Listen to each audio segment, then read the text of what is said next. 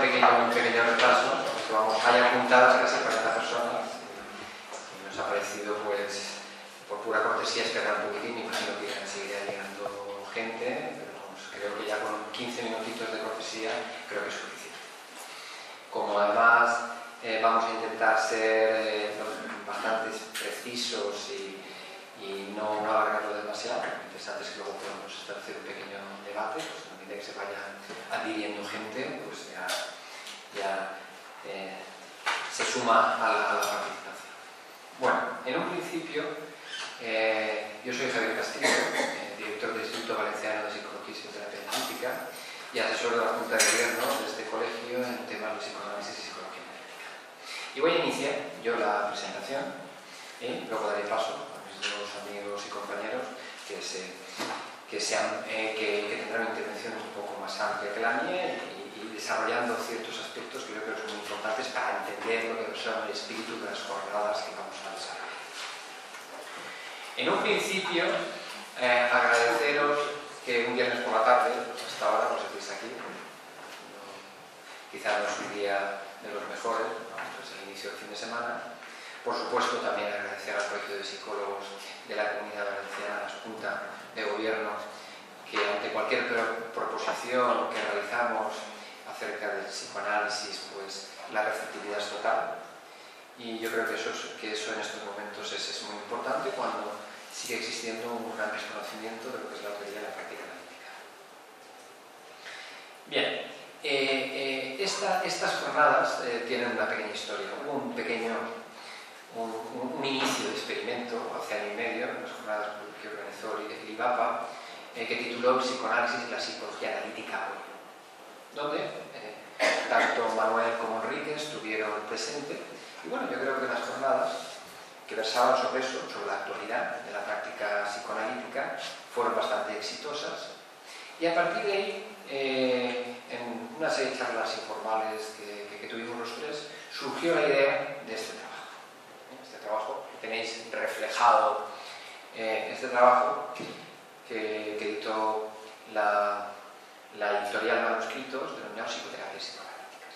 Un trabajo donde se veían reflejadas algunas de las ponencias y algún otro capítulo que no era una ponencia de las jornadas que tuvimos, pero pensamos que era muy interesante porque enriquecía esa visión amplia que queremos transmitir del psicoanálisis, esa visión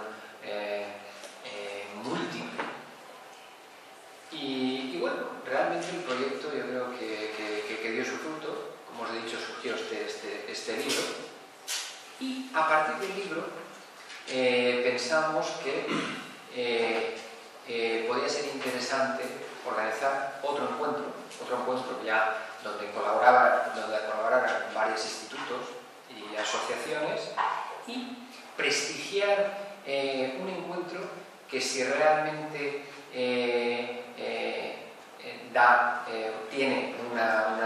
existe una cierta presencia, poder de alguna manera realizarlo todos los años. Un encuentro en Valencia que versaba acerca de la actualidad del psicoanálisis y las diferentes teorías y prácticas clínicas que están alrededor de lo que podríamos considerar esta amplia corriente dentro de la psicología clínica. En un principio, en la presentación surgió un tema que creo que es interesante aclarar. ¿Por qué hablábamos de psicoterapias psicoanalíticas y, por ejemplo, no hablábamos de psicología profunda? Porque, como sabéis, participan en el encuentro tanto personas que siguen una tradición freudiana, entre comillas, con todas las ampliaciones, y personas que seguimos una tradición junguiana. Como sabéis, Jung creó su propia escuela, se separó del psicoanálisis y creó lo que se llama la psicología analítica. Por dos razones no se utilizó el término psicología profunda, aunque es un término que puede recoger. Primero, porque ya hay un libro de la editorial Manuscritos que se llama Psicología Profunda y no se trataba de repetirlo. Y segundo, porque en estos momentos las fronteras no son tan claras. Yo os voy a dar algún tipo de ejemplo. Por ejemplo, en estos momentos el IVAPA es miembro de la NAP, de la National Association for the Advancement of Psychoanalysis, una institución norteamericana, Asociación Nacional para el Desarrollo del Psicoanálisis, donde es un proyecto muy bonito, que se había hecho en Estados Unidos, en Europa no existe, donde recoge un cúmulo de centros y de institutos analíticos muy prestigiosos en Estados Unidos y alguno de Europa, de diversas sensibilidades. Varios institutos junguianos, incluso alguno adleriano, los adlerianos son muy pocos, la historia del momento es distinta, psicoanálisis del self, psicoanálisis de las relaciones objetales, etc. Y de alguna manera existe la posibilidad que ante ese tipo de paraguas haya diversas sensibilidades, organicen congresos, organicen encuentros donde realmente se puede transmitir eso. Otro elemento que indica que esa frontera no está tan clara, por ejemplo, tenemos ilustres junguianos como Michel Fordham en Inglaterra, que su práctica clínica está tan influenciada por Jung como por Clayton o Winnicott. Se da la paradoja de que otro junguiano ilustre como es Samuels, justamente es uno de los fundadores de la Asociación Internacional de Psicoanálisis Relacional. Y de alguna manera, en nuestros encuentros, las cosas que hemos comentado, cada vez podemos encontrar más puntos de contacto, sin que eso excluya que hay modelos distintos y se han de respetar las diferencias. No se trata aquí de que bajo el epígrafe integración todo es válido y hacemos aquí una especie de mezcla sin orden ni concierto. Por ejemplo, comentábamos Enrique y yo cómo trabajan los relacionales con los sueños, y es muy similar a cómo trabajamos en la práctica analítica junguiana. Probablemente las personificaciones con las que trabajamos damos un nombre distinto, pero sin embargo es muy similar. Con lo cual, nos pareció oportuno seguir manteniendo el concepto genérico de psicoterapia psicoanalítica. Es verdad que a algunos psicoanalistas tampoco les gusta el término psicoterapia, porque piensan que es como una práctica menor del psicoanálisis.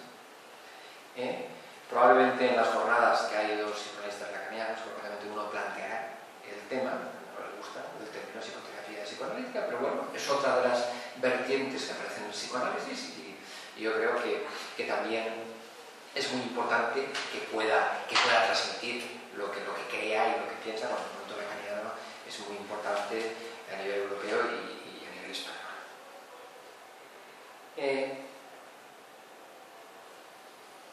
Como os decía, creo que estas jornadas tienen una relevancia particular porque encuentros de estas características habitualmente no se hacen.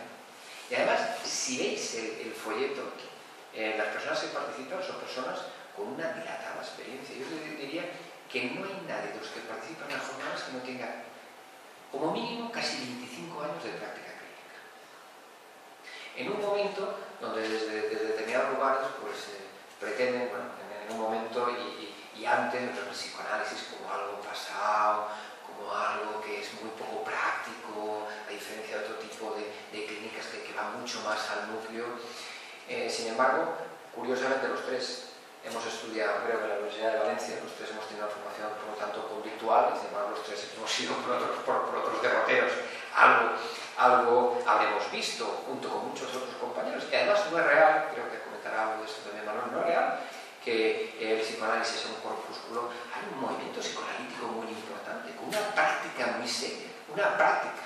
No solamente es un grupo de gente que se reúne para hablar de que si Freud está anticuado o no está anticuado, si esto está separado, no, una práctica clínica realmente importante. Por eso, me parece que estas jornadas tienen una especial trascendencia. Hemos hecho un esfuerzo increíble para que sean asequibles a todo el mundo. De hecho, el precio, como veis, es un precio muy asequible, además con libro incluido. Prácticamente la gente que participamos no vamos a ganar nada en ellos. Simplemente con que se tengan costes para poder mantener este evento, se va a realizar. Y pretendemos que se realice cada año y que vaya más. Por eso, para nosotros es tan importante que pueda salir y que la gente realmente se pueda matricular.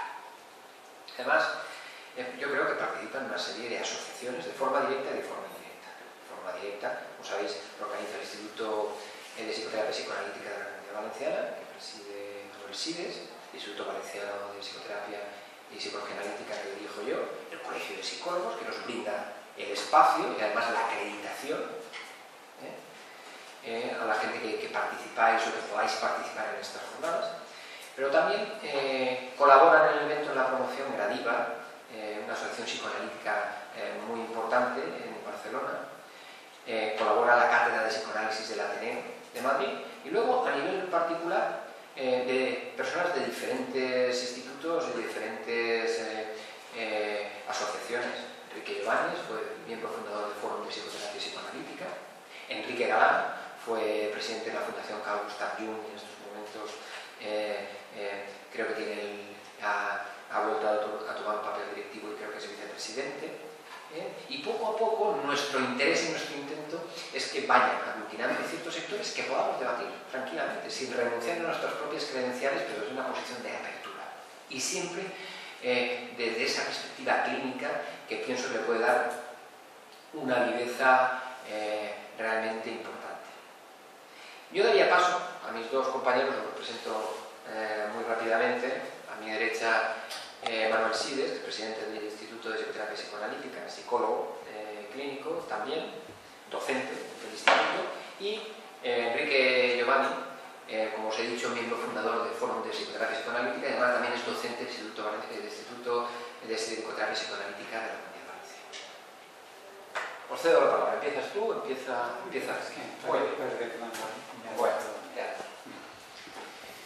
Bueno, cuando estuve preparando este escrito, a pesar de que sabía perfectamente al público que iba dirigido, sin embargo, espontáneamente empecé a escribirlo como si fuera para colegas, ¿vale? Debe ser que uno tiene ya el sistema articulado y lo tenía preparado así. Hasta que el otro día Manuel me advirtió y dice: oye, cuidado, no les vayas a meter aquí un rollo de estos con una cantidad de conceptualizaciones, etcétera. Y digo, madre mía, es verdad, ¿no? Bueno, me da la sensación de que el nivel en general del grupo viene a ser de estudiantes o de algunos que han terminado la carrera. ¿Es así? ¿Eso? Sí.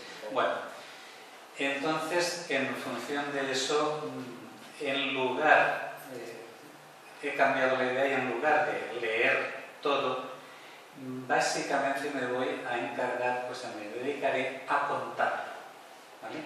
Y tratando de que los conceptos, que muchos de ellos deben ser nuevos o casi nuevos para vosotros, os resulten lo más entendibles, ¿vale? No quiero hacer una lectura de las que a mí me han ocurrido en muchas ocasiones, en la cual hayas oído un montón de cosas y al final te quedas sin nada. Prefiero poder dar unas cuantas ideas y que esas puedan quedar, den una visión de conjunto, ¿vale? Entonces lo trataré de hacer en unos niveles más familiares posible, ¿vale? Sí que es verdad que a mí me gusta mucho el tema de la diversidad. Yo le decía a Javier que a mí me encanta la diversidad. Puede ser debido a que mi pertenencia a Forum, que es la institución de Hugo Weimar, un autor psicoanalítico importante del momento actual, la concepción es muy integradora. Y entonces mi tendencia a ir integrando las distintas aportaciones está fundamentada en ello, ¿vale?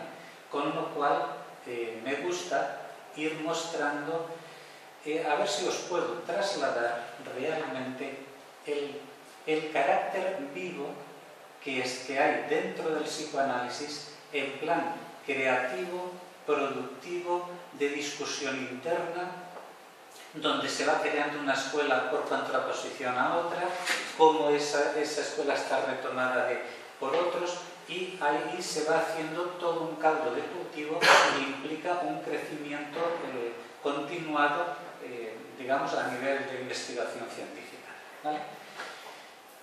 Esto es muy difícil decirlo en un cuarto de hora, explicarlo en un cuarto de hora, ¿vale? Entonces, de alguna manera también os pido que tratéis un poquito de seguir algunas cosas, al no leerlas directamente, iré y volveré, pero bueno, básicamente lo voy a intentar. En el psicoanálisis, el primer modelo es el modelo freudiano, del cual parten todos los demás. Supongo que es muy fácil que de eso sí tengáis un poquito de idea, ¿vale? El modelo freudiano, para decirlo así, en 2 o 3 conceptos fundamentales, parte de un aparato psíquico, o sea, de una constitución de un aparato psíquico que es de origen endógeno, ¿vale? Parte de las pulsiones de lo instintivo transformado en pulsión, y de la pulsión va creando las distintas estructuras, y dentro de esas estructuras hay, o sea, un aparato psíquico que está formado por varios componentes. Supongo que los conceptos de superior, de yo y de ello deben ser un poco conocidos, ¿vale? El superior trae las normas morales, el ello trae las pulsiones instintivas y agresivas del sujeto, y el yo está de mediador entre el ello, el superior y la realidad externa. Esta situación para el yo de mediar entre los deseos instintivos y agresivos y las normas morales y congeniarlo con la realidad externa, crea toda una situación de conflicto entre impulsos y defensas, ¿vale? Esta sería como la concepción original. Este modelo da origen a un tipo de tratamiento que nosotros llamamos el tratamiento de la clínica por conflicto, ¿vale? Este ha sido el modelo básico freudiano, el de la cura tipo en el diván, donde el modelo contenía la idea de que el objeto externo no interviene, no influye. Los padres no han influido en la constitución del psiquismo del niño, y el analista tampoco incide en lo que está ocurriendo en la situación, ¿vale? Entonces, en base a esta concepción, la cura tipo se establece de una manera que el paciente pueda estar volcando lo que surge de él y dejando aparecer todo lo que surge desde dentro de él. El analista procura ser neutral y no aparecer, digamos, en escena, y de tal manera que todo lo interno del paciente se proyecte sobre el analista, y el analista le pueda devolver todas las deformaciones en la captación de la realidad en función de lo interno suyo. ¿Esta idea central se entiende o no? Es difícil. Bueno, lo siento, pero esta es la manera más sencillita posible, ¿vale? Es un modelo de conflicto entre partes del propio sujeto, y eso que no está producido por la relación con el medio ambiente, a eso hay que dejarlo florecer. La imagen de Freud es la de la planta. Una planta germina, digamos, por leyes de constitución, leyes genéticas de constitución interna, ¿vale? Solamente con que exista el nivel de calor, humedad y tal, las propias leyes genéticas contenidas en la semilla la hacen brotar y la hacen desarrollar, ¿vale? El psiquismo humano, dentro de esta concepción, Freud da esta metáfora, ¿vale? Igual que el huevo o que la mónada, digamos, que solamente con que el medio ambiente tenga las facilidades, luego las leyes genéticas hacen germinar, ¿vale? Bueno, frente a este modelo, que es todo el del complejo de Edipo, la proyección de todas las transferencias de las relaciones con los padres, todo lo transferido con los padres en función del Edipo, a esta concepción ha llegado un momento en el cual se ha opuesto dentro del psicoanálisis otra concepción que plantea que el psiquismo crece y se desarrolla en función de la relación con el medio ambiente. En este psiquismo, las estructuras del aparato psíquico de los padres dejan su impronta en el niño, ¿vale? Y por tanto se va construyendo en función de la relación, ¿vale? Entonces, en este modelo de trabajo, el analista cuenta mucho más, o sea, tiene mucho más que ver en qué es lo que está ocurriendo en la sesión y en el trabajo clínico, ¿vale? Bueno, entonces, en esta búsqueda, normalmente dentro de los psicoanalistas podemos decir que cada uno va buscando de qué manera trabajar y hacer evolucionar mejor al paciente, ¿vale? Entonces, ha habido toda una serie de autores que ellos han corregido a Freud y han dicho: el modo de trabajar de la patología por conflicto y del tratamiento de patología por conflicto, hay una cantidad de pacientes a los cuales no les sirve, y en ocasiones incluso hasta cierto punto les puede dañar, ¿vale? Entonces, toda esta serie de autores que han empezado a hablar de este otro tipo de patología se reúnen bajo el nombre de tratamiento de patología por déficit. ¿Qué quiere decir tipo de tratamiento de patología por déficit? La idea fundamental que recoge todo este movimiento contiene el hecho de que hay muchas fallas en los pacientes que provienen de las fallas de las figuras parentales en proveer al sujeto de las estructuras que realmente necesitan para poder funcionar bien. ¿Me he explicado? ¿O no está todavía muy claro? Quiere decir, postulan algo muy distinto. No es que el ser haya crecido desde leyes internas y dentro de eso haya creado su propia patología. No.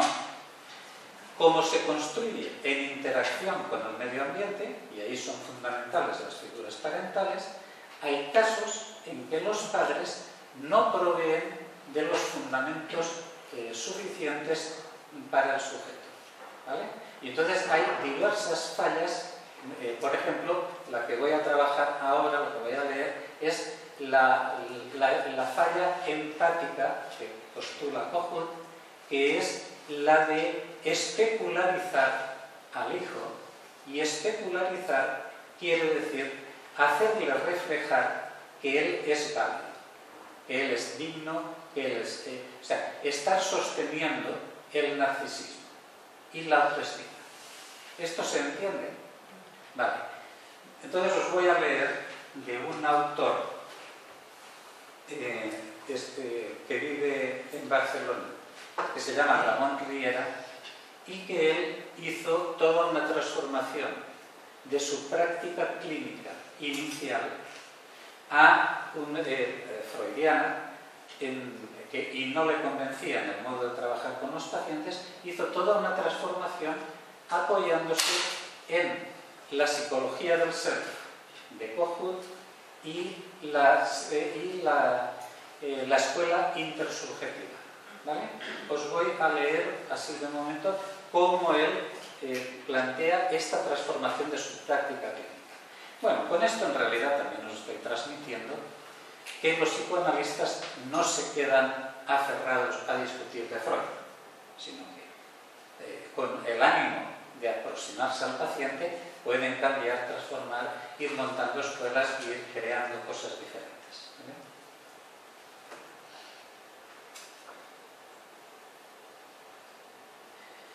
Bueno, estoy hablando de un artículo escrito por Ramón Riera que se titula Transformaciones en mi práctica psicoanalítica. Un trayecto personal con el soporte de la teoría intersubjetiva y de la psicología del ser. En el resumen inicial nos dice: a nivel teórico empecé aprendiendo que Edipo era un parricida incestuoso y en cambio en la actualidad suelo centrarme sobre todo en que Edipo fue un niño abandonado por sus padres. Al principio veía a Narciso como alguien enamorado de sí mismo, ahora pienso que es alguien que vive pendiente de su imagen para conjurar la amenaza de rechazo y de ser destruido, o sea, de ser ninguneado, ¿no? Antes centraba, si os dais cuenta, en el antes y el después, cuando dice el ahora, siempre está haciendo hincapié en algo más como doloroso o más de fallo en el sujeto. ¿Os dais cuenta? O sea, en Edipo lo veía como un parricida incestuoso, que es Edipo mata al padre y se acuesta con la madre, un parricida incestuoso, pero Freud no contaba la primera parte de la historia en la cual Edipo es desterrado, mandado con un criado para que lo lleve al monte para matarlo, ¿vale? Entonces, aquí digamos que recupera la parte más dolorosa y la parte más abandonada del personaje. ¿Me entendéis? O sea, de algún modo lo que dicen, Freud, tú estás trabajando a nivel de la culpa y a nivel del conflicto por la culpa entre los deseos instintivos y el superior con su represión, pero hay otros niveles más fundamentales del sujeto que quedan sin apoyar y sin construir, ¿vale? Os dais cuenta que en cada formulación dice, ahora lo veo de esta otra manera, de pobrecito, más bien que qué malo es, ¿vale? ¿Esto se entiende o no? Cuesta para ser desde el principio. Para nosotros lo damos por tan hecho que nos puede parecer más fácil. Antes centraba el análisis en los conflictos pulsionales y en la culpa, ahora en la vivencia que el paciente tiene de sí mismo, en la integridad y en la vergüenza, en la inseguridad y en la vergüenza. En cuanto a mi práctica clínica, antes pensaba que tenía que ser neutral, ahora que tengo que investigar continuadamente mi inevitable participación subjetiva y su repercusión en el paciente. Me enseñaron que la frustración era inherente al proceso terapéutico. Hoy, en cambio, pienso que para que exista progreso tengo que poder satisfacer aquellas necesidades de contacto empático que fueron frustradas en la infancia del paciente. ¿Os dais cuenta? Ahora creo, antes tenía que ser neutral y distante, ahora creo que tengo que rellenar ese hueco de, tengo que rellenar la necesidad empática de apoyo y de especularización, ¿vale? Entonces, hay un momento en que él plantea un famoso sueño, que es de Freud, que era el sueño de Irma, que en el mundo psicoanalítico todos lo conocen, en donde Freud, frente a una situación de una paciente que había ido mal el tratamiento y que la paciente había abandonado el tratamiento y tal, y que se iba a dar una situación social en donde se encontraba que algunos colegas suyos, que más o menos le apoyaban, le podían dar la espalda, entonces tuvo un sueño y él explica, este sueño lo explica en función de sus propias tesis. Allí, en ese sueño, Freud explica que lo que se realiza en el sueño es la realización de un deseo de Freud.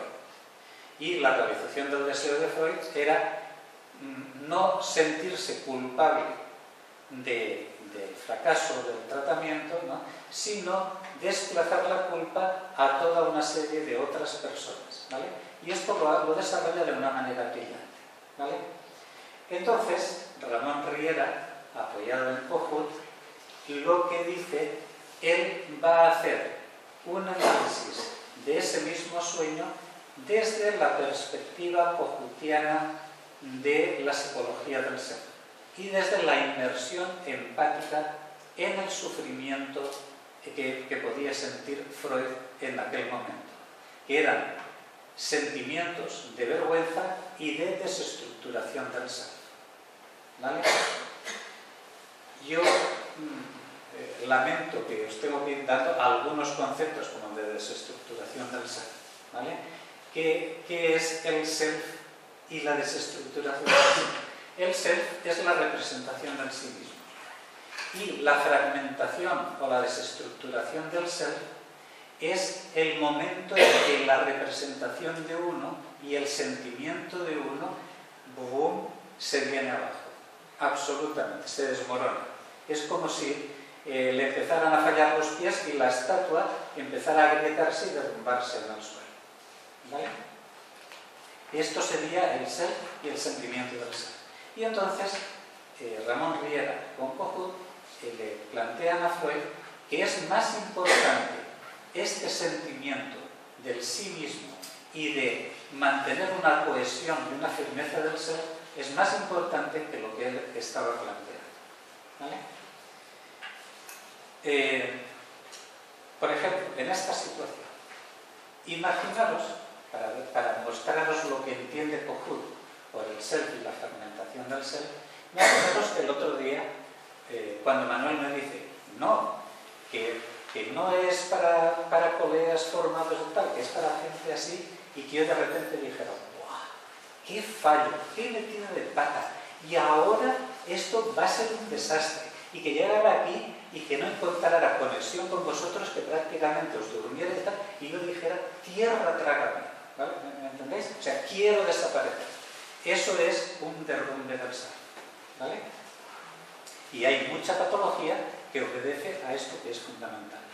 Bueno, entonces, Ramón Riera dice, en mi práctica me he ido convenciendo de que el análisis de las vivencias que el paciente tiene de sí mismo, es decir, el análisis del self, incide a un nivel más profundo que el clásico análisis de la culpa.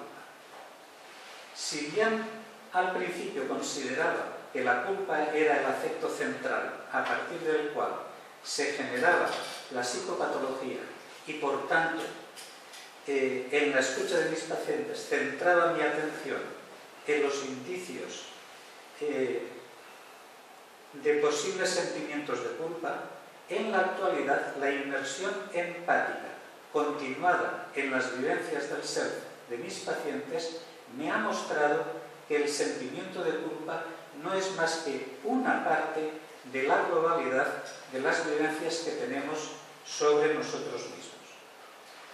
Dice, para ejemplificar este funcionamiento, explica una reinterpretación del sueño de Irma, de la inyección de Irma, postulada desde la psicología del ser. En su formulación, dicho en dos palabras, lo que le dice a Freud es, tu self, el sentimiento de ti, en ese momento se sentía frágil porque tu nueva ciencia, que recién estaba empezando, podía sufrir un fuerte revés si los colegas que te iban apoyando se volvían contra ti. Y para ti era muy importante, para ti era un sentimiento de vergüenza y de hundimiento, y para ti era muy importante restablecer tu propio ser. ¿Vale? Por eso tuviste un sueño que fuiste analizando punto por punto, sector por sector, de una manera enormemente brillante, y desde esa brillantez con que hacías esto, restaurabas el sentimiento de ti. Esto se entiende, es otra manera.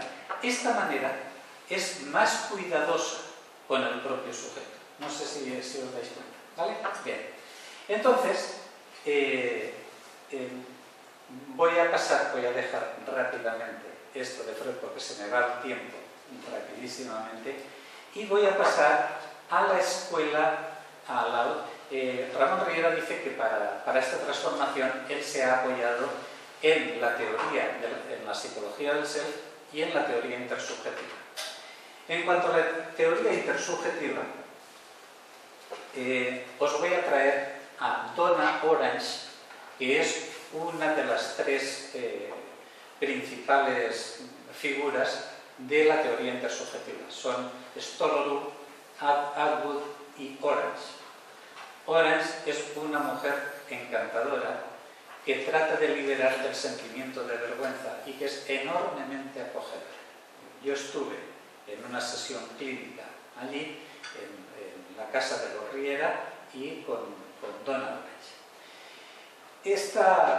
La teoría intersubjetiva centra todo en la intersubjetividad. O sea, estamos en las antípodas más totales del planteamiento inicial de Freud. ¿Os dais cuenta? El planteamiento inicial de Freud es un psiquismo que se crea desde adentro de sí mismo y un tratamiento en donde no hay una creación intersubjetiva del psiquismo, sino que es de formato interno, y el tratamiento es de los conflictos entre distintas instancias del propio sujeto. Sin embargo, en la escuela intersubjetiva lo que se postula, estos son los más extravados, que prácticamente, o sea, no existe ni siquiera mundo interno del sujeto o aparato psíquico del sujeto, ¿vale? Sino que todo se crea en la intersubjetividad. Estamos en el polo totalmente opuesto. Entonces, en esa situación, os cuento un poco ahora a nivel un poco más de anécdota.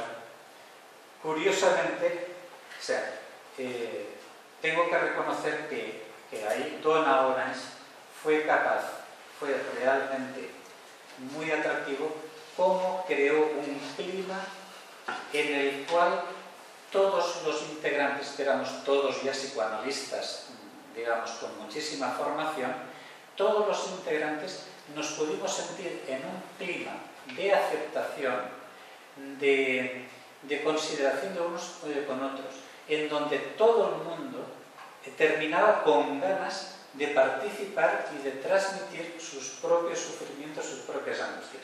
Apareció un compañero, un amigo mío, que dijo que hacía poco se le había suicidado un paciente. Bueno, todo eso fue facilitado por el clima intersubjetivo que esta analista fue capaz de crear entre nosotros.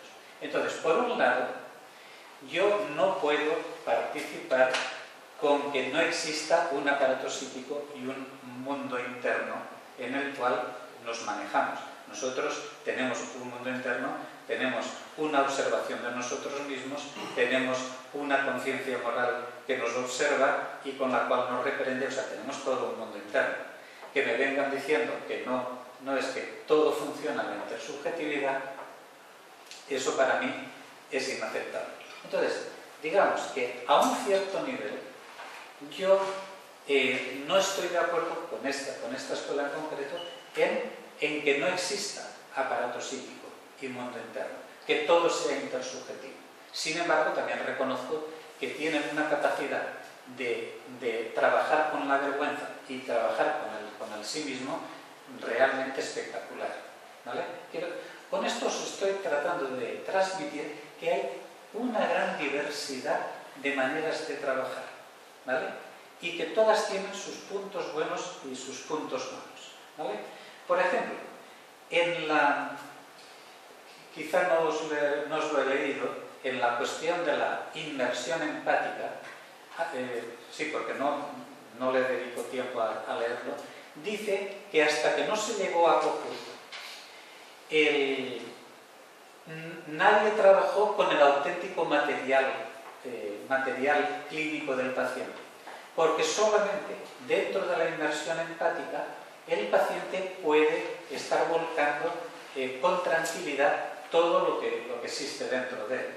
Con lo cual es algo así como que nadie había trabajado con el auténtico material clínico, con la auténtica realidad psíquica del paciente, hasta que no llegó la escuela de la psicología del ser.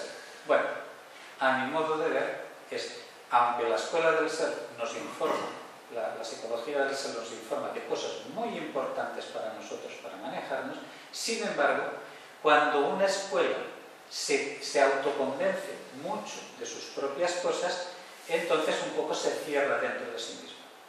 Me estoy explicando todo esto. Con lo cual, os quiero mostrar cómo vamos trabajando y cómo hay un interjuego entre unas y otras escuelas, digamos, haciendo crecer y florecer una investigación muy importante. Pasando, la verdad es que yo en el primer momento, en esta situación, tuve un detalle que algún día se lo había comentado a Javier, y es que cuando presentó un caso clínico el portavoz, Ramón Riera, porque era el que daba la palabra y tal, planteó un caso clínico.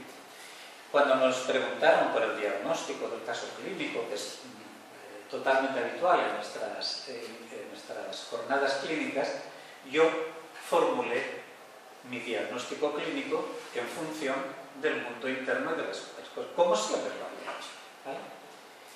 Y de repente resulta que el portavoz Ramón Riera me dice: yo nunca he visto nada más que no sea la relación. Y tierra, trágame. Estoy meando fuera de ti esto. Y resulta que allí había cantidad de colegas míos que habíamos discutido años y años casos clínicos. Pero allí es como si estuvieras diciendo una herejía. O por lo menos Ramón, como él era el que traía a la ponente, tenía que respetar la línea de la ponente. Y entonces a mí me dejó un poco cortado. Luego, después, él, que es intersubjetivista y que hace la psicología del self, él lo reparó y después me pidió perdón porque me había desautorizado y luego no te di la palabra. Digo, pues sí, realmente así era, pero esto nos pasa, ¿vale? Ramón tuvo ese fallo conmigo, a mí me dejó tambaleando diciendo que estoy diciendo herejías aquí, esto es un mundo psicoanalítico. Bueno, eso fue un poco en plan de broma, pero luego realmente Donna Orange creó un clima impresionante y eso se lo valora, ¿vale? Y yo me parece que me habré pasado de tiempo, ¿verdad? Quería traeros otro autor que tomaba lo de Kohut, lo analizaba, lo valoraba de una manera, lo hacía evolucionar en otra, y luego os quería traer de Hugo Bleiman el planteamiento de integración de todo esto. Simplemente, si he logrado daros un pequeño atisbo, fusilando escuelas y fusilando teorías de la riqueza y la creatividad que hay en este momento en el mundo psicoanalítico. Este es el mundo psicoanalítico norteamericano, pero no quiere decir que el resto no funcione así. Bueno, es todo lo que he podido hacer, ¿vale?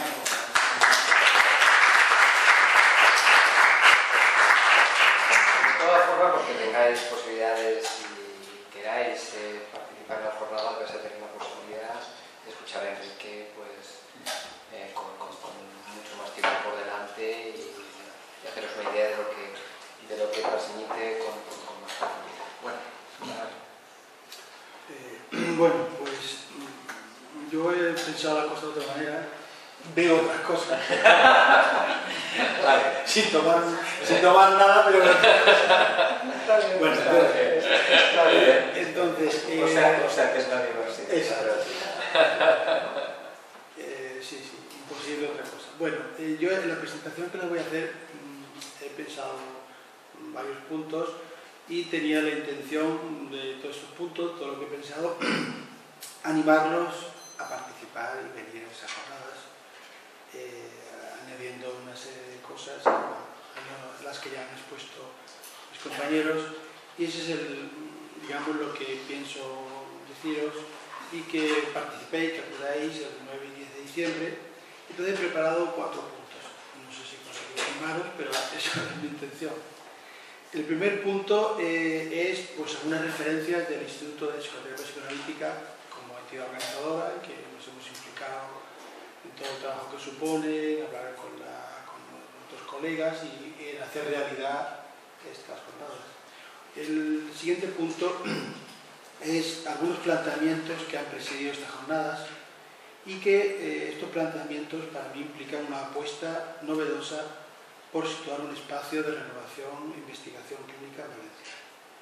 Otro punto es decir brevemente algo de Freud, que fue el inventor de las coordenadas básicas del psicoanálisis, Y otro punto, y último, bueno, el último no, el penúltimo, el psicoanálisis y la psicoterapia psicoanalítica como una práctica terapéutica actual. Y el último punto, que esto es ya bastante recto y pretencioso, pero bueno, algunas orientaciones que me parecen importantes destinadas a jóvenes psicoterapeutas en su práctica profesional. Algunas orientaciones que espero que puedan serviros como motivo para venir a estas jornadas. Entonces, el primer punto, el Instituto de Psicoterapia Psicoanalítica como colaborador de estas jornadas. Os tengo que decir que el Instituto se creó en el 2008, en el 2011 fue admitido como miembro de la Asociación Española de Psicoterapia Psicoanalítica y básicamente es un lugar para formación, investigación y extensión de la psicoterapia psicoanalítica en niños, adolescentes, adultos y grupos. El Instituto dispone de una variedad importante de asociados, pero básicamente la mayoría son psicólogos y médicos y desarrolla actualmente dos grandes grupos de actividades, unas dirigidas a formación en psicoterapia psicoanalítica, como son cursos, conferencias, y otro grupo de actividades está destinada a colaborar con instituciones y orientada sobre todo a la práctica de la psicoterapia psicoanalítica. De hecho, estas jornadas es fruto de la segunda parte de nuestro reto. Si queréis, ahí a la salida de la puerta, luego ahí hemos puesto los folletos de nuestra institución, donde, si queréis llevaros algunos de los cursos que organizamos, etc. Bueno, el segundo punto, ¿qué planteamientos tenemos desde el Instituto ante estas jornadas de psicoterapia psicoanalítica? Estas jornadas, organizadas en colaboración con el COP y IVAPA, representan para el Instituto, como entidad organizadora, un excelente modo de profundizar en la experiencia de diferentes discursos y prácticas sobre las complejidades que significa la labor psicoterapéutica en nuestra sociedad. Al mismo tiempo, también queremos impulsar unos encuentros profesionales con la pretensión de renovar una práctica clínica, terapéutica y psicoanalítica que continuamente nos atraviesa con retos sorprendentes y nuevas cuestiones. Admitiendo en el punto de partida distintos recorridos entre los conferenciantes, que si habéis visto en la lista hay gente de Madrid, de Barcelona, de Valencia, diferentes recorridos vitales. Entonces, a pesar de esa diferencia de recorridos, creo que hay un punto de conexión entre todos. Un punto que nos atrapa, que nos interroga y creo que es lo que nos impulsa esta jornada, que es cierta pasión por los descubrimientos psicoanalíticos que Freud construyó y otros psicoanalistas continuaron en los poco más de 100 años de existencia, alrededor de la noción de inconsciente y de un dispositivo clínico, básicamente de palabra que Freud nos legó. Efectivamente, esta pulsación constante del inconsciente la encontramos no solamente en los sueños, en los síntomas, sino también en cualquier acto cotidiano, en los actos creativos de los seres humanos, por ejemplo, una obra de arte, o incluso en los movimientos que generan los ideales, tanto a nivel subjetivo como en cualquier miembro o en nuestra sociedad, cualquier grupo social. Entonces, al igual que en el texto que acompaña estas jornadas, que es el texto de la editorial Manuscritos, que ha comentado Javier, podrán constatar que hay una apuesta por dejar a un lado perspectivas clínicas y psicopatológicas que enfatizan la estadística de los trastornos, que transforman el saber y la realidad siempre plural y cambiante en protocolos con el fin de dirigir a los clínicos acciones ortopédicas y adaptativas. De igual manera, frente a los deslumbrantes éxitos de moda de las neurociencias, no integramos su visión cibernética del ser humano hecho de cerebro, máquina, conducta, y desde esta perspectiva cibernética, que le llamo yo, las emociones y sentimientos son siempre reducidos a fluidos hormonales o conexiones nerviosas gobernadas por sustancias químicas como la serotonina y donde el síntoma es disciplinado con medicamentos a la carta. Al contrario, creo que en estas jornadas escuchará los ecos de una clínica dialéctica relacional y que se orienta por la particularidad de cada paciente, por una subjetividad que encuentra en el síntoma, una voz que permite acceder a los conflictos íntimos y al mundo deseante del sujeto. En este sentido, la mesa redonda que hemos ubicado al final de estas jornadas, si ven el folleto, y que hemos titulado Encrucijadas clínicas e intervenciones en la relación terapéutica, tiene el objetivo de mostrar episodios clínicos de procesos terapéuticos. Se van a hablar sobre todo y exclusivamente de casos. ¿Qué ha ocurrido ahí en la relación terapéutica? Creo que es una mesa que puede ser muy interesante y que mostrará episodios clínicos de procesos terapéuticos alrededor de un nudo que forma la estructuración subjetiva del sujeto, las intervenciones del psicoanalista y el momento de la relación transferencial en juego. Ese es el nudo de la mesa redonda al final de la jornada. Creo que donde se van a exponer 4 o 5 casos y qué ocurre ahí. 4 o 5 momentos. El segundo, otro punto que tenía preparado para ustedes es Freud y las coordenadas básicas del psicoanálisis. Creo que es importante, digamos, situar qué aportó Freud. Es decir, cuáles son esas coordenadas básicas que algunas de ellas, o la mayoría de ellas, de alguna manera los psicoanalistas posteriores intentamos, digamos, con nuestros pacientes construir un espacio terapéutico a través de esas coordenadas. Saben que en 1895 Freud, era un neurólogo vienés, después de abandonar el método hipnótico como tratamiento curativo, inventó el psicoanálisis, constituyendo, al inventar el psicoanálisis, no solo un nuevo procedimiento psicoterapéutico, también inventó una teoría sobre el desear humano y un campo de experiencias nuevo, que es el campo del inconsciente.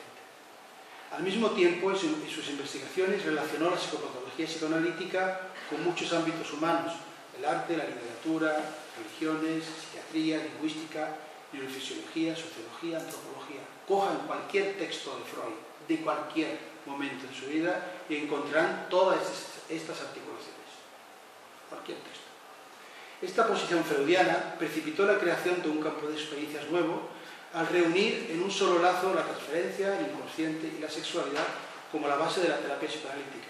De ahí que el analizante, el analista y el inconsciente sean los protagonistas de lo que llamamos un proceso terapéutico psicoanalítico, cuyo objetivo es remover los obstáculos interiores de un sujeto para que acceda a la verdad de su deseo inconsciente. Es decir, se trata siempre de un deseo ignorado y que se presenta en la historia de ese sujeto, de todo sujeto humano, bajo máscaras del sufrimiento.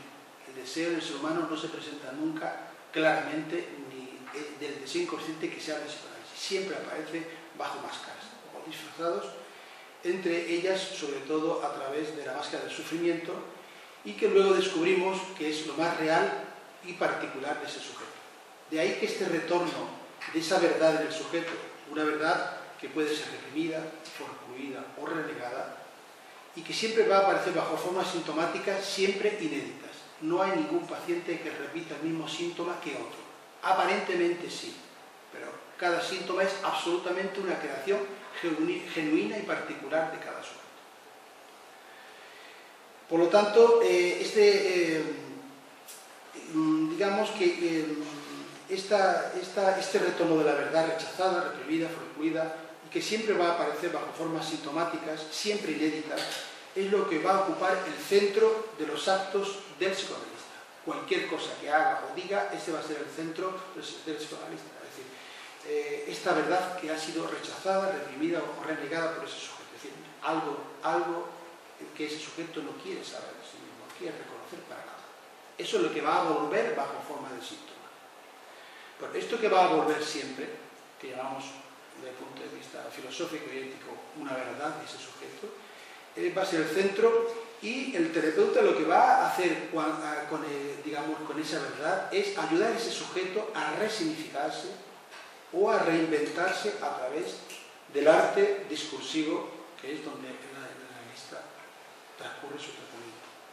Al mismo tiempo, Freud nos alertó frente a múltiples resistencias dispuestas a enmascarar o esterilizar la mayor originalidad freudiana, que podemos formular así. Freud reveló una profunda desgarradura original en la estructura de todo hombre, una división en sí mismo que lo opone a sí mismo y no tanto a la realidad y a la sociedad. Por lo tanto, en este sentido, Michel Foucault reconoce que el mérito de Freud fue tomar la locura al nivel del lenguaje de la locura, frente a la psicología positivista que lo acallaba y frente a la psiquiatría moral que reducía la locura a patología inventariable. El psicoanálisis se preocupa por reconstruir una experiencia de ese sujeto, la experiencia de su locura, y restituir a la locura el diálogo con la verdad de la sinrazón. Justamente a lo largo de su obra, lo que Freud nos propone y que los psicoanalistas posteriores han retomado es emplazar a todo sujeto que se inicia en la experiencia psicoanalítica, es emplazar a todo sujeto a qué hacer con su locura, alejándose del objetivo obsesivo-administrativo de encuadrar esta desgarradura en enfermedades, ya que acaba excusándonos de preguntarnos por el verdadero sentido de la locura y eliminando toda responsabilidad del sujeto en ella. El siguiente punto, el psicoanálisis y la psicoterapia psicoanalítica, es una práctica terapéutica actual. Una serie de mitos y prejuicios han ido surgiendo a lo largo de la historia alrededor del psicoanálisis, entre los cuales podemos enumerar los siguientes. Es una terapia cara, solo para ricos, es una teoría pansexualista basada en la sexualidad instintiva desbocada, también un tipo de filosofía especulativa sin ninguna base científica, que el psicoanalista sería un transmisor de ideas y conjeturas en la mente del analizante, incluso una calificación que ha servido de título a una reciente película, Una terapia peligrosa.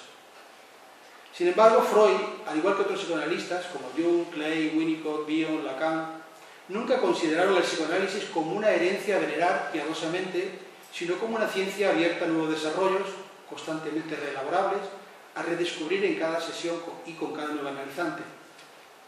Al mismo tiempo que debe estar sensible a los acontecimientos sociales y culturales que marcan la subjetividad del hombre en cualquier determinada época histórica. Quisiera brevemente recordarles varios elementos fundamentales para definir los contornos de la práctica clínica psicoanalítica. Tres son: el analizante, el analista y el inconsciente serían los protagonistas de lo que llamaremos el proceso terapéutico psicoanalítico, en cuyo recorrido temporal y lógico resaltamos una serie de elementos estructurales y que delimitarán las coordenadas de cada sujeto y de la experiencia de su inconsciente. Esas coordenadas son el síntoma, los fantasmas, en los que estos van a cobrar vida, y lo real subjetivo. Eso es un elemento importante, que es el proceso terapéutico. ¿Quién participa? ¿Qué actores hay? ¿Qué partida se va a jugar? ¿Y entre quiénes? El segundo elemento es el método. El método o procedimiento psicoanalítico es un método básicamente de interlocución. ¿Qué quiere decir? Que es un dispositivo clínico básicamente de palabras, lo cual no quiere decir que no haya emociones, sentimientos, lloros, angustias. Hay, por supuesto, todo eso, pero todo eso hay que ponerle palabra, hay que intentar hacerle decir. Esta palabra dirigida al otro psicoterapeuta es sobre todo una palabra dirigida al otro inconsciente y que va a recorrer el dispositivo clínico que sostiene el psicoanalista: asociación libre, neutralidad, escucha, transferencia, interpretación, contratransferencia. Todos esos elementos van a entrar en juego a partir de los tres personajes iniciales. El tercer punto importante para delimitar ese contorno de la práctica clínica es delimitar cuál es el centro de la teoría psicoanalítica, cuál es el concepto princeps. El concepto princeps es la noción de deseo inconsciente, que, como ha dicho Enrique, en El sueño de Irma, lo que apareció ahí es el deseo inconsciente de Freud, el deseo de resaltar un deseo absolutamente narcisista y egoísta, es decir, ser una persona, digamos, que marcara un hito en la historia, aparecer como alguien que aportó algo de maravilloso y de importantísimo en la vida que fue el psicoanálisis. En El sueño de Irma, justamente, Freud, como muy bien lo ha planteado Enrique, el hecho de que tuviera, él que fue el inventor, tuviera que admitir un fracaso, eso justamente es algo que lo desgarra en el desgarramiento que planteaba. ¿Cómo es posible que el que más sabe de psicoanálisis fracase? Pues sí, de eso va el sueño de Irma. Con lo cual vemos la profundidad ética de Freud. Bueno, entonces el último punto es el centro de la teoría psicoanalítica, es la noción de deseo inconsciente. Se trata siempre de un deseo estructurado y en las relaciones y vicisitudes amorosas y sexuales entre el niño y sus padres. Digo estructurado. Cuando digo estructura, quiero decir los cimientos. No es que todo se juegue ahí, pero ahí se juegan los cimientos. El psicoanálisis fundamenta en ese deseo, en la noción de ese deseo inconsciente, las estructuraciones del psiquismo que luego se enfrentará evidentemente con ellas en su práctica clínica: la psicosis, la perversión y la neurosis. Este deseo inconsciente es el que se presenta disfrazado siempre cuando alguien acude a un psicoanalista. Siempre va a tratarse de eso. Algo no va bien en su vida, algo, lo que sea, dolores, temores, inhibiciones, fracasos. Esa va a ser, digamos, lo que se va a presentar. Por ejemplo, un paciente me decía en una primera entrevista: si no me separo de mi mujer, mi vida solo será sufrir con amargura. Pero si me separo de ella, no sé qué hacer con mi vida. Esta presentación, desde el punto de vista de lo que estoy diciendo, inmediatamente es la puesta en escena de un deseo inconsciente que este sujeto no, digamos, no puede significar, no puede asumir. El psicoanálisis en estos días se encuentra en un momento de reformulaciones interesantes y creativas, y reconocemos también una gran diversidad de orientaciones y escuelas psicoanalíticas y una proliferación de instituciones, asociaciones y grupos.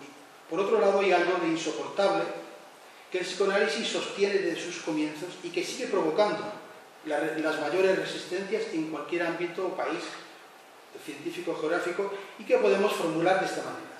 Creo que es lo más subversivo que, aparte de la desgarradura que nos acompañará siempre. Es decir, el hombre no es inocente. El hombre es responsable de su propio deseo y de sus actos. Ahora bien, en el entorno sociocultural actual, en el mercado de las terapias, y sobre todo de las ciencias, sobre todo neurobiológicas, encontramos otra línea recurrente y opuesta a esta. Es decir, se expulsa de la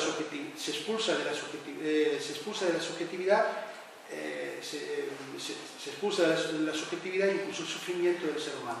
Hay un empuje a llevar una vida sin deseo y sin historia.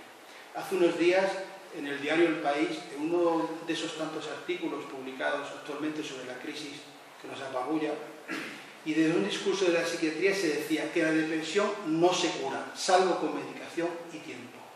¿Y el sujeto? ¿Su historia? ¿Solamente medicación o el paso del tiempo?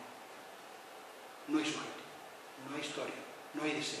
Solamente un sometimiento a una vertiente cibernética medicamentosa, o bien el dejar el paso del tiempo, pero a ese sujeto no se le puede pedir nada, ese sujeto no se le implica en su locura, no se le implica en su depresión, no tiene nada que decir, no tiene nada que hacer con su depresión. Esa es la apuesta que hizo Freud. No encontramos también esta línea antisujeto en esta sociedad dominada por un capitalismo financiero, liderado por ideólogos de la incapacitación, sectarios de la austeridad, como los llama Paul Krugman, donde las mentiras y la manipulación acaban en una expropiación política, social y económica de los ciudadanos. Yo creo que se trata de lo mismo,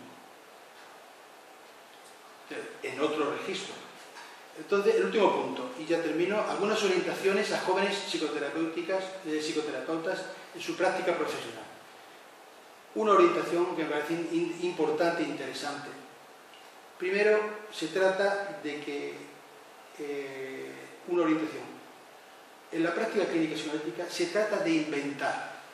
Tenemos que inventar cómo nos aproximamos a nuestro paciente, en una dinámica relacional intersubjetiva, dejando lo más posible al margen, a un lado, evidentemente no lo podemos anular, pero dejando lo más posible al margen, las consignas normativas de cualquier institución y las referencias diagnósticas objetivantes. Si no, nunca vamos a descubrir quién es el sujeto, qué le ocurre, quién viene a verlo. Lo podemos enmarcar muy bien en un cuadro diagnóstico, le podemos dar medicación, pero nunca sabremos, ni sabrá el sujeto, ni podemos ayudarle a esa identidad inconsciente. Por lo tanto, una orientación interesante a los jóvenes psicoterapeutas es que se trata de inventar cómo creamos una relación con ese sujeto que viene a vernos.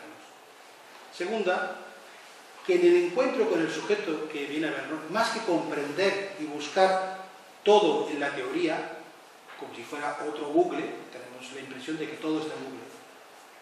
No está todo en Google. No se puede encontrar en Google lo que trae cada paciente cada día a la consulta. Es imposible, porque es una creación particular y subjetiva. Por lo tanto, en el encuentro con el sujeto, más que comprender y buscar todo en la teoría, como si la teoría fuera otro Google, lo importante es estar atento a la escucha de lo entrevisto y a los obstáculos de la situación analítica, a través de los cuales el deseo inconsciente va a decirse, va a hacer aparición. La tercera orientación es que se trata de enfrentar de verdad al sujeto a lo que lo perturba, lo destruye o lo hace extraño y irreconocible a sí mismo.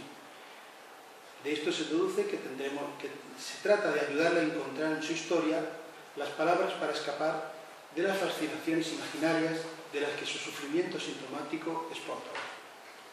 Y la última puntualización de orientación jóvenes y contraterroristas es que se trata de acompañar al paciente en los vericuetos entre su verdad y su deseo inconsciente. Por lo tanto, en las intervenciones de los jóvenes psicoterapeutas es importante que siempre guarden, a la hora de intervenir, digan lo que digan o hagan lo que hagan, que siempre guarden una parte para la noción de que no saben y de que ningún objeto colmará de unidad ideal a ese sujeto. Por ejemplo, el sujeto la frase que yo he dicho antes, este hombre que llega, no se trata de si su vida tiene sentido en dejar o no a su mujer, sino que se trata de que su mujer no lo va a colmar nunca, tanto si se queda como si se va. Por lo tanto, es importante que el joven terapeuta parta de que en su intervención esta noción de no saber y de que ningún objeto va a colmar la unidad ideal de su paciente, es importante que la guarde siempre en su intervención. Es una manera de alejarse siempre de las ortopedias ideológicas y que solo alcanzan a las acciones de la técnica del Photoshop. Si no, va a dejar de lado, va a acercarse a sus intervenciones mucho a la técnica del Photoshop. Va a decorar, va a alimentar cualquier modificación narcisista del sujeto. Pero justamente ese narcisismo del sujeto en gran medida lo que lo pone enfermo. Bueno, retomando, y así finalizo ya, retomando las palabras de Machado, lo que hacemos con las personas que atendemos es construir y transitar con ellas una senda, en la que paso a paso logre aliviarse y desprenderse de pesadas cargas que frenan o impiden su capacidad de seguir amando y trabajando. Como decía sencillamente Freud, una vez que le preguntaron qué era estar sano. Pues sano es poder amar y trabajar. Bueno, pues, no sé si les ha animado, pues... No tenemos mucho tiempo, pero bueno, tenemos 10-15 minutitos. Si queréis hacer alguna pregunta o vuestra opinión.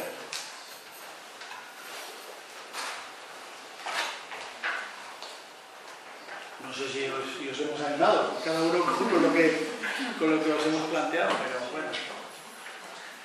En esta jornada pues desarrollaremos todo esto que hemos empezado a vislumbrar, pues intentamos desarrollarlo y con 10 o 12 personas más. ¿Cuántos seremos? Pues cada uno de diferentes lugares, diferentes prácticas y diferentes apuestas. Pero bueno. Es muy interesante lo que ha señalado Manuel acerca de la mesa redonda.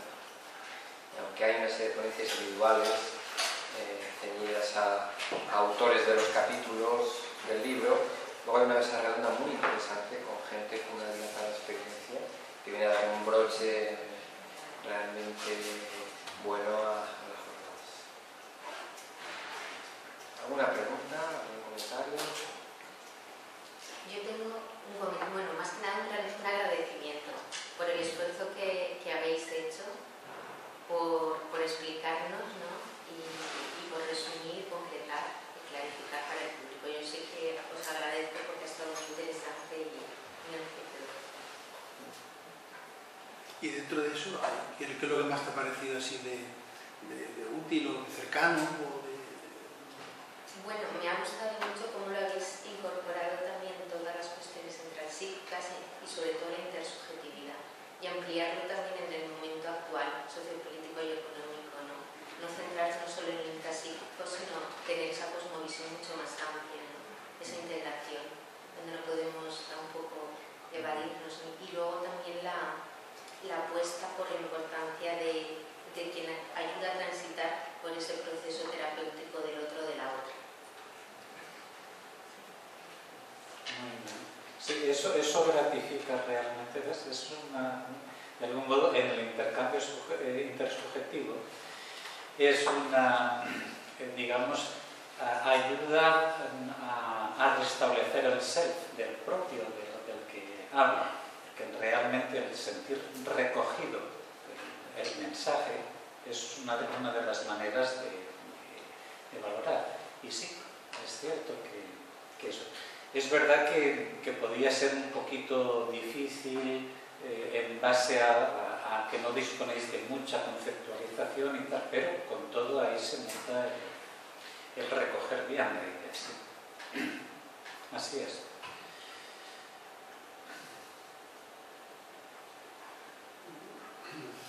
Yo sí que, bueno, en primer lugar agradeceros. Yo creo que en cierta medida me he puesto como un alumno, o soy un alumno porque también estoy aprendiendo y estoy estudiando, pero como si hubiera acabado la facultad, escuchándonos. Entonces, claro, lo que yo recuerdo de mi facultad, la facultad aquí de Valencia, es el psicoanálisis como algo, y todo lo que suena dinámico, pero sobre todo lo psicoanalítico, como algo estático, como algo antiguo, como algo pasado de moda, como algo que no sirve. Ese es el discurso que a mí me dieron. Claro, escuchándoos, el psicoanálisis no es nada estático. El psicoanálisis, lo que me planteáis, es muy dinámico, muy abierto, lleno de líneas de investigación, de trabajo, incluso contradictorias, ¿por qué no? Pero de estático no tiene nada. Hay corrientes que se alejan mucho de Freud. Lo que me habéis dicho también, me habláis de psicoterapia y psicoanálisis. Yo en la facultad, pues eso del psicoanálisis era diván. Lo que me escucho ahora, como si acabara de aterrizar aquí, es que las psicoterapias no tienen nada que ver con un diván y un señor que hay detrás y que no dice nada. Y que hablamos allí con esta asociación libre y este señor nos dice a lo mejor una palabra, una frase y nos vamos. Bueno, esa es una forma de trabajar.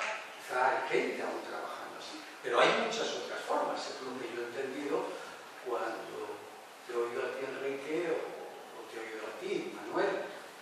Entonces, claro, eso me gusta oír, como estando aquí sentado con gente más joven, ¿no? Porque yo creo que eso sí que se entiende. Entonces, claro, el psicoanálisis y la psicoterapia es difícil. No es una cosa difícil y fácil. Es decir, difícil en cuanto a que hay una terminología y unos palabras, pero también es fácil en el sentido que es muy humano, o por lo menos lo entiendo yo así. Es muy importante lo que habéis dicho. A mí sí que me ha llegado la parte de lo intersubjetivo, la parte del vínculo, de la relación terapéutica, de los afectos ligados al pensamiento. Es decir, está la persona contigo, es decir, el terapeuta y la persona. Algo más humano que eso, algo, bueno, yo creo que hay pocas cosas que sean a nivel terapéutico más humanas. Yo preguntaría también, quizá a mí, si llego aquí no sé nada, entonces, ¿qué camino puedo tener yo si tuviera ahora 23 años, 25 y empezar? ¿Qué me podéis decir? De cómo yo puedo, con esta gente que os veo tan mayores, con pelos blancos, entradas, y bueno, yo, esta gente tan seria y tan mayor y que sabe tanto, ahí, ¿qué puedo hacer? Utilicéis un vocabulario, entonces, ¿puedo hacer algo? Es la pregunta que os hago. Con 23 años... yo tengo una respuesta. Hey. Vete a la jornada. Y continuemos charlando, porque en realidad no hemos hecho esto. Yo creo que es muy importante Un preámbulo. lo que has comentado, porque es que además ha falseado la historia del psicoanálisis. No es que en la actualidad aparezca la diversidad, sino que está... Un minuto. Rafael, tenemos mucho tiempo, 10 minutitos. Sin problema, lo que necesites. Nos ha falseado la historia del psicoanálisis, aparte de los que han divergido y han creado su propia escuela, bueno, empezando por Ferenczi, siguiendo por los neoculturalistas, que le dan una vertiente distinta, hasta lo que hoy entendemos por el psicoanálisis relacional es un movimiento que ha estado en continuo. Claro, el psicoanálisis relacional actual tiene sus bases no solamente en conjunto Winnicott, sino en la propia Klein, cuando se empieza el psicoanálisis de las relaciones objetales, se ve toda una serie de movimientos muy importantes desde un principio. No es verdad que luego la institución, las diferentes instituciones intentan cosificar una forma de saber. Eso es una realidad. Eso es una realidad y un gran problema. Y un gran problema. Eso es así. Eso es así. Pero desde el principio ha habido un movimiento muy importante. Y de hecho yo señalaría algunos de los aspectos, por ejemplo, que cuando se habla de psicoanálisis no se tienen presentes, y sin embargo forman parte del núcleo psicoanalítico, y en el cual en estos momentos podemos ver puntos de contacto. Por ejemplo, muy pocas veces se ha relacionado psicoanálisis y creatividad, o se ha relacionado lo inconsciente y creatividad. Ahora hay puntos de contacto, por ejemplo, en la psicología analítica junguiana, donde la creatividad es un pilar fundamental. No solamente se reedita, sino se edita. Eso está en estos momentos totalmente introducido en el discurso relacional. Sí, ese. Elementos que nos presentan el psicoanálisis como algo cargado de vitalidad y de fuerza. Sin embargo, es verdad que desde las instituciones se pretende dar una imagen que es verdad que también diferentes psicoanalistas pueden colaborar a ello, en el sentido que solamente es factible pues, la imagen del diván, un número de sesiones determinadas, una pasividad extrema, pero esa no es la realidad del psicoanálisis. Sí, yo apoyaría esto. Por ejemplo, Ramón Riera, una de las cosas que dice, que él piensa que el análisis ha llegado a su término cuando el paciente ha retomado su creatividad, cuando convierte lo que él hace y lo que va creando en una atracción realmente apasionante. Yo te diría, cuando has hablado de que te aparece como nuevo todo el mundo relacional y realmente la efervescencia que tiene, es enormemente atractivo. La efervescencia del mundo del psicoanálisis relacional es preciosa. Bueno, y realmente estas cosas nos apasionan. Bueno, pues Ramón Riera decía eso, que cuando el paciente ha podido retomar la creatividad, normalmente es que ya el tratamiento está llegando a su tomanos. Yo quería contar que me ha traído un recuerdo de un paciente que quiso venir a verme, quiso darme la posibilidad de trabajar juntos, porque es una de las cosas que también creo que debemos agradecer los psicoanalistas a los pacientes, es decir, que nos acepten durante muchos años o muchas sesiones, acompañarlos en muchos sentimientos, muchas cosas. Bueno, la cosa más concreta de cómo un paciente se va, porque tú, Rafa, decías para empezar, pero yo diría también para terminar. ¿Cómo termina el trabajo de un psicoanalista? ¿No? De alguien que acompaña, que recorre y que, desde mi punto de vista, tiene que inventarse cada sesión, porque el paciente cuando viene, cada sesión te cuenta aparentemente lo mismo, pero nunca te cuenta lo mismo. Por lo tanto, el analista tiene que estar atento a eso, a esa novedad en cada sesión. Entonces, esta persona llegó, es una persona que tuvo varios intentos de suicidio, se reprimió un arma varias veces por unos celos muy fuertes que tenía, y bueno, al cabo de varios años de trabajo llega la última sesión y me dice, bueno, ya hemos llegado al final del trabajo, usted ya ha hecho lo que podía, ahora me toca a mí. Entonces me pareció que era un final buenísimo, como decir, usted ha desempeñado un papel, de alguna manera ha evitado que me suicide, que amartillé el arma por tercera vez, pero ya no me sirve. Ya puedo y debo continuar mi camino solo, sin usted. Entonces me parece muy importante porque un final así se ha teorizado de muchas maneras, pero es cuando es el propio paciente el que despoja al analista de su función. No es que el analista diga, ya hemos terminado. No, no, no. Es que el paciente te dice, ya hemos terminado también. Evidentemente, el analista te lo va a decir. Yo también lo acepté porque me pareció que era real y verdadero. Así. Pero me pareció muy importante la forma que ese paciente dijo, ya no lo necesito. Adiós y muy buenas.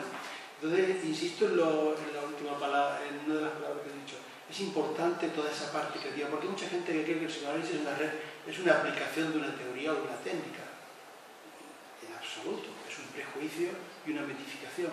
Yo creo que si algo nos apasiona que ya lo he dicho, a toda la gente que vamos a participar, todas las personas que vamos a participar en la jornada, es esa cierta pasión por el psicoanálisis que tiene que ver con la posibilidad de reinventar, de ayudar a alguien a que se reinvente. Es decir, que deje de ser un psicótico, un depresivo, que viene ya con el disfraz y con el traje hecho, mire, yo soy depresivo, o yo soy tal, o mi vida solamente es sufrimiento, viene con un traje. Entonces, el trabajo es que esa persona pueda reinventarse y que cuando se vaya, evidentemente, pueda reinventarse para seguir viviendo. Tampoco es que vaya a hacer muchas cosas en esa vida. Podemos decir amar y trabajar, pero eso ya es mucho. Muy bien, pues lo podemos dejar aquí. Gracias.